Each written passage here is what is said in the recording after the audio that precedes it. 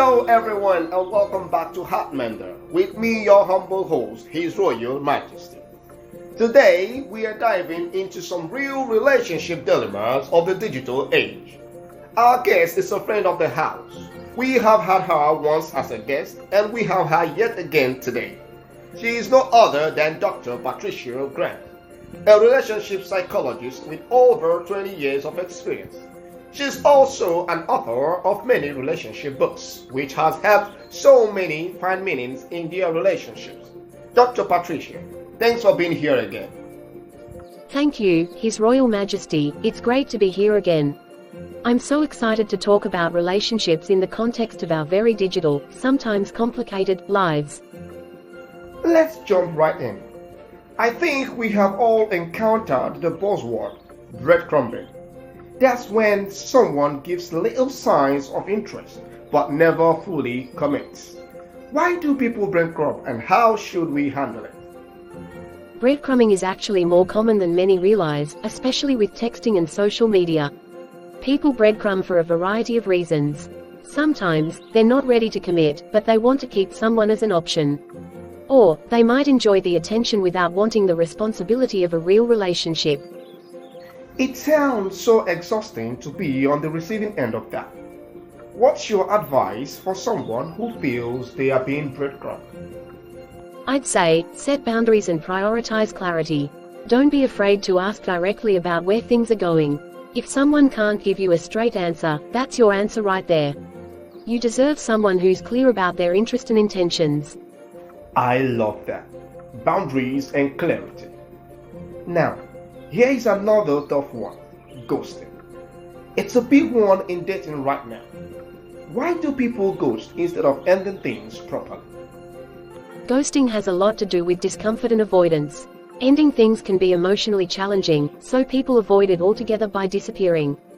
It's also an unfortunate side effect of our instant gratification culture. When something feels too difficult, people just cut ties. But why is ghosting so emotionally brutal for the person who's left hanging? It's tough because it leaves you with unanswered questions, and as humans, we crave closure. When someone ghosts you, it's easy to fall into a loop of self-doubt, wondering what you did wrong or why you weren't enough. It can damage self-esteem and makes moving on more challenging. So, what's a healthy way to handle being ghosted? Remember, ghosting is often more about the person who ghosted than it is about you. Don't internalize their lack of closure as a reflection of your worth. It's okay to feel hurt, but try not to dwell. Focus on connecting with people who value communication and respect. Great advice. Now, let's switch gears and talk about conscious dating. I've been hearing this term everywhere. Can you explain what conscious dating is and why it's trending? Conscious dating is about dating with awareness and intention. Instead of just looking for someone to fill a role, people practicing conscious dating focus on finding a partner who aligns with their values and lifestyle.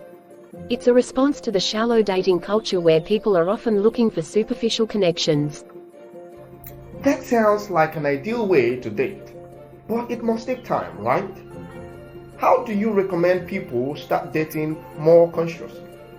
Absolutely, it's a gradual process. Start by reflecting on your own values, goals, and needs. Be upfront about these with potential partners and pay attention to how well your goals align. Dating consciously is about depth, not speed.